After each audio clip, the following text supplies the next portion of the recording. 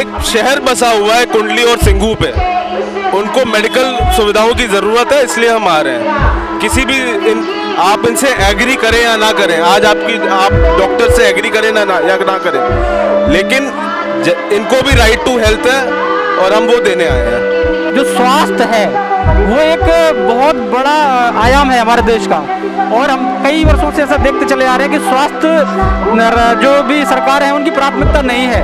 हमने खासकर इस चीज़ को कोविड क्राइसिस में देखा है। ये डॉक्टरों से पूछे बिना मेडिकल नीतियां बनाते हैं, किसानों से पूछे बिना कृषि की नीतियां बनाते हैं। डेमोक्रेसी में डिसीजन से पहले एक कंसेंट जनरेट करना, उसका भी स्पेस खत्म हो जा रहा है, और डिसीजन हो गया तो उसके खिलाफ डिसेंट करने का भी स्पेस खत्म होना जा रहा है।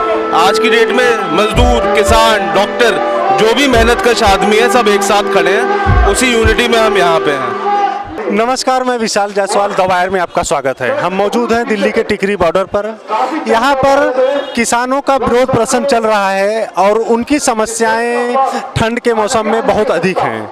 ऐसे में उनकी मदद करने के लिए दिल्ली के डॉक्टरों का एक समूह यहाँ पर मौजूद है। वह सिर्फ टिकरी पर ही नहीं, सिंघू, गाजीपुर सहित अन्य बॉर्डरों पर भी मौजूद है और वह इनकी पूरी सहायता कर रहे हैं। तो आज हम उनसे बात करेंगे और यह समझने की कोशिश भी करेंगे कि क्या किसान आंदोलन और दिल्ली में जिस तरह से कोविड के टाइम में पिछले कुछ महीनों में लगातार विरोध प्रदर्शन हुए, चाहे वो सैलरी को लेकर हो, चाहे कोविड की सुविधाओं को लेकर हो, तो क्या उसमें कोई कनेक्शन है? देखिए, शुरुआत तो ऐसे की थी कि मैं अपनी ड्यूटी करके आया, हॉस्पिटल के नीचे जो मेडिकल की दुकान थी उसी से 3000 की दवाइयाँ खरीद के बांटने लग गया। फिर जैसे जैसे लोगों को पता लगा कि हम लोग काम कर रहे हैं तो लोग हमसे जुड़े। तो फिर जब मैं यहाँ पे टिकरी पे आया तो उदारवादी जमींदारा बैठक, उन्होंने कहा हम आपको टेबल कुर्सी पहुँचाएंगे, जो आप दवाई खुद खरीद रहे हैं उनके पास भी डोनेशन से खूब आ रही है, वो भी कुछ खरीदते हैं, तो आप हमारे यहाँ लगा लो कैंप। तो इन्होंने हमें वो किया। हमारे साथ पंजाब के जो RMPs होते हैं, जो रजिस्टर्ड मेडिकल प्रैक्टिशनर जो खुद को बोलते हैं, उनके एसोसिएशन से भी वॉलंटियर आते हैं। तो मिल के सब कर रहे हैं, हर जगह पे, हर बॉर्डर पे। टिकरी पे ये हमारे साथ हैं, वहाँ पे कोई और ज़मींदार एसोसिएशन है, सिंघू पे हम खुद अपने पैसे से दवाई इकट्ठा करके अभी भी दे रहे हैं। इस तरीके से कर रहे हैं, हर कोई जुड़ के कर रहा है। तो आपको जो है कि रेड क्रॉस सोसाइटी ने यहाँ पर कैंप कई लगाए हुए हैं, तो उसके बारे में आप कुछ बताएंगे? हमारे यहाँ पे बहादुरगढ़ एरिया में टोटल अराउंड 8 कैंप लगे हुए हैं रेड क्रॉस सोसाइटी की तरफ से। उन सभी में वो सब हम फैसिलिटी प्रोवाइड करने की कोशिश करते हैं।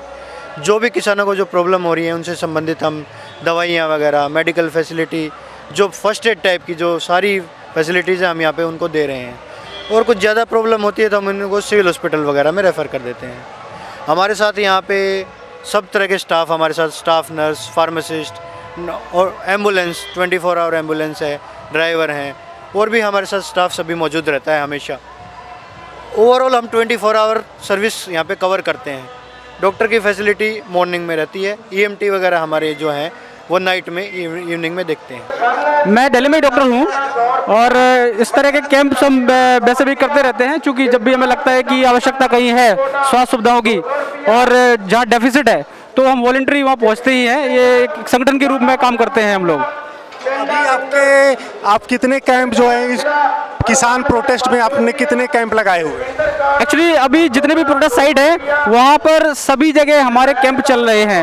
एक डॉक्टर्स फॉर फार्मर्स एसोसिएशन है जिसमें लगभग 100 से ऊपर डॉक्टर्स हैं, यहाँ के प्रोमिनेंट हॉस्पिटल्स के वॉलंटियर्स हैं, जो स्वतः ही अपनी इच्छा शक्ति से आते हैं और अपनी सेवाएं देते हैं। तो हम जिस तरह से देख रहे हैं कि सरकार एक मिक्सोपैथी अभी लेकर आई कि सर्जरी का अधिकार भी जो है आयुर्वेद वालों को दे दिया गया, उसका भी आप लोगों ने विरोध किया, मगर सरकार नहीं सुन रही है। हिंदू राव में महीनों तक जो है सैलरी को लेकर प्रोटेस्ट हुआ और उसको कोविड अस्पताल से आखिरकार उसे नॉन कोविड में करना पड़ा। तो और किसानों की बात भी उसी तरह से नहीं सुनी जा रही है। तो क्या लगता है, क्या कैसा समाधान कैसे निकलेगा? देखिए, समाधान तो यही है, सारे जो स्टेक होल्डर्स हैं, जनता सबसे बड़ी स्टेक होल्डर होती है पॉलिसी में, तो उससे कंसेंट जनरेट करें। आप हमसे पूछें तो लॉ बनाने से पहले।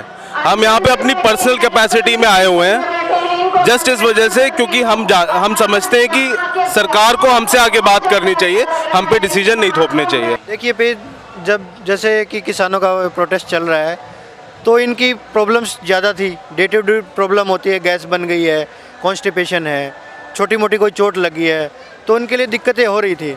तो आगे प्रशासन ने फैसला लिया कि इनको जगह जगह पे सुविधाएं उपलब्ध कराई जाएं ताकि इनको दिक्कत ना हो।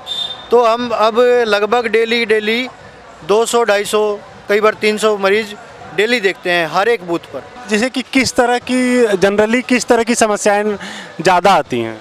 हमारे यहाँ पे ज़्यादातर समस्याएं जो आती हैं, मरीज़ गैस की प्रॉब्लम बहुत है। इन लोगों को बाहर खाना पड़ता है, पूरी सब्जी तेल तली हुई चीज़ें खाते हैं, टाइम बे टाइम खाते हैं, तो गैस बन जाती है उनको। गैस की प्रॉब्लम वाले मरीज़ बहुत ज़्यादा हैं। दूसरी बीपी की समस्या, बीपी के मरीज़ बहुत ज़्यादा हैं। तीसरी शुगर की समस्या है, शुगर के मरीज़ भी बहुत ज़्यादा आ रहे हैं। जो बुज़ुर्ग लोग हैं उनको बीपी शुगर बहुत ज़्यादा है, तो वो बेचारे आते हैं, अपनी दवाइयाँ रूटीनली लेते हैं, बीपी चेक कराते हैं, शुगर चेक कराते हैं। हमारे पास उन सब तरह की दवाइयाँ बीपी की शुगर की सारी अवेलेबल है। गुस्सा तो किसी के खिलाफ नहीं है, ये है कि जहाँ पे भी नाइंसाफ़ी होती है दूसरा इंसान उसके लिए बोलता है। एक दूसरे के हकों के लिए नहीं बोलेंगे तो ना तो हम इंसान हैं ना एक रिस्पॉन्सिबल नागरिक है। तो जितने भी बॉर्डर हैं, जैसे कि ये टिकरी बॉर्डर तो यही है, सिंगूर है, गाजीपुर है और शाहजहानाबाद है, सब जगह पर कैंप्स लग रहे हैं अभी लगातार। हम रोज़ जब भी वक्त मिलता है 2 घंटे 3 घंटे 4 घंटे तो अपनी स्वेच्छा से आते हैं और यहाँ पर सेवा देते हैं। लगभग जो है कि कितने मरीज आ जाते हैं आपके एक कैंप में? अभी यहाँ पे जैसे आप मौजूद हैं तो यहाँ पे कितने मरीज आ जाते हैं एक दिन में? एक दिन में लगभग 1000 के आसपास मरीज आते हैं हमारे पास। हाँ, इतना एवरेज है, इससे ज़्यादा भी कई बार होता है। और ऐसा भी देखा गया है कि सिंगूर और गाजीपुर तो इससे भी ज़्यादा मरीज आते हैं। लगभग कई दिन ऐसा हुआ कि 4-4 5-5 हज़ार मरीज भी देखे गए हैं। और लगभग जो एक क्रॉनिक इलनेस है उसके भी फॉलोअप के लिए, चूँकि यहाँ कोई आसपास में अस्पताल नहीं है, तो लोग आते हैं, फिर हम उनका असेसमेंट करते हैं।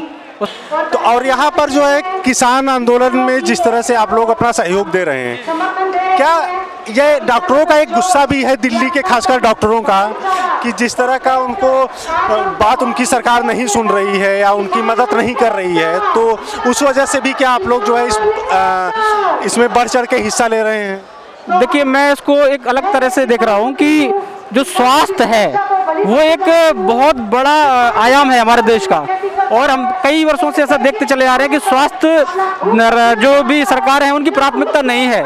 हमने खासकर इस चीज़ को कोविड क्राइसिस में देखा है, क्योंकि एक तो जो भी संसाधनों की आवश्यकता चाहिए थी कोविड क्राइसिस में, वो जो डॉक्टर्स हैं या जो पैरामेडिक्स हैं उनको उस स्तर की नहीं दी गई। तो एक गुस्सा स्वाभाविक सी बात है, वो है ना। हमको ये देखना पड़ेगा कि लोकतंत्र में एक संवाद है, वो उसकी आत्मा है।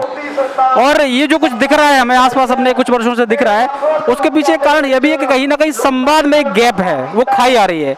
और चाहे वो स्वास्थ्य सुविधाएं हो, चाहे वो कृषि हो, चाहे विद्यार्थी हो, कोई भी हो, क्योंकि लोकतंत्र में जब तक लोगों का विश्वास है और लोगों की आस्था है और एक संवाद है तो वो परिपक्वता की ओर जाता है। तो हमको सबको यही प्रयास करना है कि हम उस परिपक्वता की तरफ आगे बढ़े, ना कि पीछे जाएं। द वायर के और वीडियोस देखने के लिए सब्सक्राइब करें और बेल आइकन पर क्लिक करें। स्वतंत्र पत्रकारिता की आर्थिक मदद करने के लिए डिस्क्रिप्शन में दिए गए लिंक पर जाएं और अपनी राशि चुनें।